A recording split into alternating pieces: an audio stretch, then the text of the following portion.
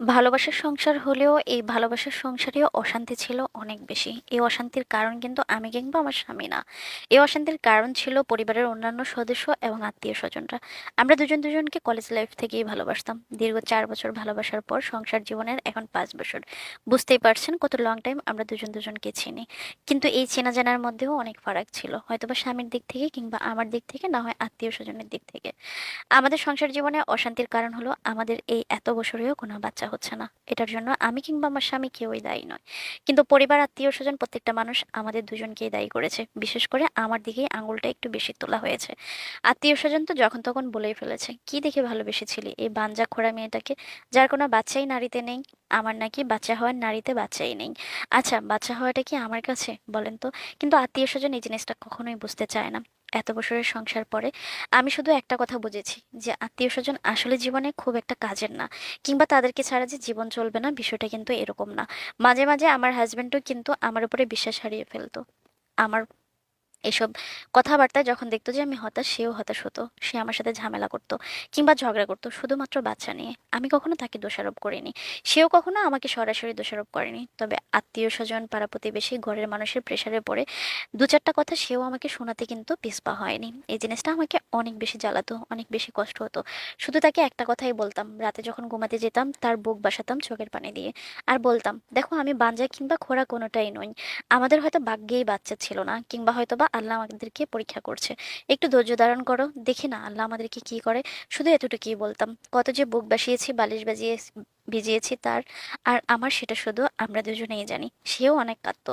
সে সবসময় আমাকে একটা কথা বলতো, সুবর্ণা, আমি তোমাকে অনেক ভালোবাসি। আমি তোমাকে ভালোবেসেই বিয়ে করেছি। এই পৃথিবীতে কেউ তোমাকে আমার কাছ থেকে আলাদা করতে পারবে না। তার পরিবার এমনও বলেছে যে আরেকটা বিয়ে কর, তাহলে দেখবি বাচ্চা হয়ে যাবে, কিংবা একটা পালক বাচ্চা নিয়ে আয়, দেখবি যে তাহলে বোর ঠিকই হিংসায় পড়ে বাচ্চা হবে। আচ্ছা, একজন মানুষ কি হিংসা করলেই বাচ্চা হয়? আমার তো মনে হয় না।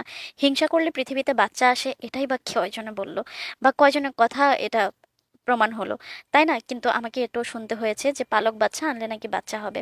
আমার নাড়িতে বাচ্চা নিয়ে আমি বাঞ্জা, আমি খোড়া, কত কিছু অপয়া আমাকে দেখলেও নাকি অন্যদের বাচ্চা হবে না, এমন হাজার কথা শুনেছি। কিন্তু সংসার জীবনের যখন 5 বছর শেষ করে 6 বছরে পা রাখলাম, জানি না আল্লাহ আমার দিকে মুখ ফিরিয়ে তাকালেন। আমাদের একটা সন্তান আসার সময় হয়েছে। হঠাৎই আমার খাবারে একেবারে অরুচি শুরু হয়ে গেল। আমার বমি বমি, খারাপ লাগা, মাথা ঘোরানো সব সিমটম আমার ভিতরে আসলো। আমরা তো খুশিতে আত্মহারা হয়ে গেলাম যে এত বয়স হয়ে গিয়েছে, এখন বুঝি আমরা মা বাবা হব। আমরা দুজনেই কাঁদতাম খুশিতে। এমনটা হয়েছে আমাদের মধ্যে। কিন্তু একদম আমার বাচ্চাটা যখন আমার পেটে এসেছিল, তখন থেকেই আমি কোনো খাবার খেতে পারতাম না। আমার খাবারে এত বেশি খারাপ লাগা ছিল। আমি সবকিছুতে গন্ধ পেতাম, মানুষের গন্ধ পেতাম, খাবারের গন্ধ পেতাম। আমি কাউকে সহ্য করতে পারতাম না, আলো বাতাস কোনো কিছু আমার ভালো লাগতো না। আমি অন্ধকারে দিনের পর দিন, রাতের পর রাত পড়ে থাকতাম। কেউ আমার সামনে খাবার খেতে দেখলেও আমার কেন যেন বমি আসতো। আর এই বমি করা নিয়েও আমাকে অনেক কথা শুনতে হয়েছে। আমি নাকি ন্যাকামি করি, আমার এত বমি আসে, অন্যদের ঘিন লাগে, কিংবা অন্যরা আমার বমির শব্দে খাবার খেতে পারে না, কত কথা শুনতে হয়েছে। আমি যখন বলতাম যে আমার এই খাবারটা খেতে ভালো লাগে না, মনে হয় ওই খাবারটা খেতে পারতাম, তখন আমার ঘরের মানুষের কথাই আমাকে মেনে নিতে হয়েছে। যে আমরা তো এরকম খাই খাই করি নাই, আমরা তো কোনোদিনও স্বামীকে বলি নাই যে আমার এই খাবারটা খেতে ইচ্ছা করে না, ওই খাবারটা খেতে ইচ্ছা করে, এগুলো নাকি লজ্জার। আচ্ছা, আপনারাই বলেন, একটা মানুষকে আমি 4 বছর ভালোবেসেছি, 5 বছর 6 বছর তার সাথে সংসার করতেছি, সেই মানুষটাকে যদি আমি ভালোবেসে বলতেই না পারি যে আমার ওই খাবারটা খেতে ইচ্ছা করে, এটা খেতে ইচ্ছা করে না, আমার ওই মানুষটার শরীরের গন্ধ আমার নাকে লাগে, আমি সহ্য করতে পারি না, তাকে আমার কাছে আপাতত আসতে নিষেধ করিও, এই কথাটা কি দোষের থাকতে পারে? যারা বাচ্চা জন্ম দিয়েছে, যারা মা হয়েছে, তারাই জানে যে এই সময়টা আসলে কতটা খারাপ লাগে, কতটা কষ্টের সময় এই সময়টা পার করতে হয়। কিন্তু না, যখনই আমি এই কথাগুলো বলতাম, আমাকে তিরস্কার কথা করা হতো, আমাকে অপমান করা হতো। আমার নাকি খাবারের যখন গতি হয়েছে, তখন আমি এতটা খাই নাকি আমি পৃথিবীর সমস্ত খাবার একা খেয়ে ফেলতে পারবো। আমাকে এই কথাগুলো শুনতে হয়েছে, আমি অবাক হতাম। কে বলেছে জানেন? আমার ননদিনী, ননদিনীর শাশুড়ি, আমার নিজের শাশুড়ি, এমনকি আমার বড় যা। আমি শুধু আমার বড় জাকে বলেছিলাম যে, আচ্ছা ভাবি, আপনি যখন এই দুইটা বাচ্চার জন্ম দিয়েছেন, তখন বুঝি আপনি কোনো খাবারই খাননি? তখন বুঝি আপনার কিচ্ছু খেতে ইচ্ছা হয়নি? আজকে 5 বছর পরে যখন আমি মা হতে যাচ্ছি, তখন আপনাদের এত হিংসা, এত খারাপ লাগা, এত কিছু? যখন আমি মা হতে পারিনি, তখনও আপনারা আমাকে কথা শুনিয়েছেন। যখন আমি মা হওয়ার জন্য প্রস্তুতি নিলাম, কিংবা আল্লাহ আমার দিকে তাকিয়েছেন, তখনও আপনারা আমাকে কথাই শুনিয়ে যাচ্ছেন। আসলে সমস্যা কি আমার বাচ্চা না হওয়া নিয়ে নাকি বাচ্চা হওয়া নিয়ে? আমি শুধু এই প্রশ্নটা করেছিলাম, আর সেটা নিয়েই গড়ে অনেক বড় চরম ঝগড়া শুরু হয়ে গেছে। মানে এত ঝগড়া মনে হয় যে আমি এই সংসার জীবনে আর কখনো দেখিও নাই। এত ঝগড়া হয়েছে। আমি বুঝতে পেরেছি আসলে সমস্যাটা আমার বাচ্চা না হওয়া নিয়ে না, আমার সমস্যাটা হলো আমার বাচ্চা হওয়া নিয়ে। কারণ এতদিন সবাই আমাদেরকে বাঞ্জা খোড়া, আমরা কিভাবে একজন আরেকজনের কাছে পড়ে আছি, এমনও আত্মীয় স্বজন আমাদেরকে পরামর্শ দিয়েছে আমরা যেন আলাদা হয়ে যাই। আলাদা হলে নাকি আমি অন্য কোথাও বিয়ে করলে, আমার হাজবেন্ড অন্য কোথাও বিয়ে করলে নাকি দুজনেরই বাচ্চা হবে। কিন্তু আমরা আলাদা হইনি। সমস্যাটা আসলে তাদের ওইখানেই যে আমরা সমস্যাটা সমাধান করিনি, আমরা আলাদা হইনি, আমরা একজন আরেকজনের আঁকড়ে ধরেছিলাম। আমরা এই দিনের অপেক্ষা করেছিলাম যে আমরা সর্বোচ্চ চেষ্টা করব, আল্লাহর কাছে সর্বোচ্চভাবে চাইবো যে আল্লাহ আমাদেরকে একটা সন্তান দান করো। যখন সন্তান হয়েছে, সন্তান আসবে পৃথিবীতে, তখন আর কেউ সেটা মেনে নিতে পারছে না।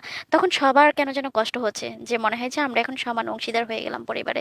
এমনও কথা আমার হাজবেন্ডকে আমার শ্বশুরের পরিবারের মানুষ বলেছে, আমাদের কোনো সন্তান নেই, তার মানে কোনো সম্পদের অংশীদারও আমরা না, আমরা নাকি কোনো ভাগই পাবো না, ঘর বিটি ব্যতীত কোনো কিছুই আমাদের না, এমন কথাও শুনতে হয়েছে।